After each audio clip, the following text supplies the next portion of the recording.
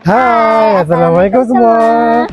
Okey, kami ingin menyeru kepada semua warga Wisas dan juga orang-orang luar untuk menghadiri Sahar Annual Dinner yang bertemakan Vintage Vista Peaky Blinders yang bertarikh pada 24 Mei 2025 pada hari Sabtu yang bertempatkan di Dewan Serbaguna Wisas pada jam 8 malam hingga 11 malam. Okey Abang Amri, berapa yuran yang peserta perlu bayar? Okey, untuk pengantuan Tasha dan juga orang luar, so yuran kita untuk menu makanan kita, kalau dekat luar kita dapat dengan harga RM25. Tapi dengan annual dinner kita kena juran sebanyak RM17 saja. So Tasha, apa je makanan-makanan tu? Okey, makanan kita pada dinner pada tahun ni kita menyediakan chicken chop, spaghetti, meatball dan juga untuk dessert kita ada cocktail tau. Okey Abang Amri, selain makanan apa lagi yang menarik Abang Amri? Okey Tasha, untuk annual dinner kali ni kita ada persembahan istimewa daripada saudara Amin Lokman dan juga saudari Azim tau. So jangan lepaskan peluang untuk tengok diorang.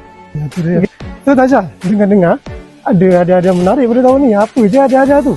Okey, untuk hadiah-hadiah yang menarik ialah 2 busana terbaik, 15 sagu hati dan juga 5 hadiah utama tau. Abang Amri, 5 hadiah utama tu apa? Okey, untuk 5 hadiah utama tu kita ada 2 tiket ke Skyline Awang. So kita juga ada voucher Alesan sebanyak RM150 dan juga kita ada kursi gaming. Bukan tu saja tau. Kita ada voucher vaksin sebanyak RM300 dan juga Pro Max drone tau.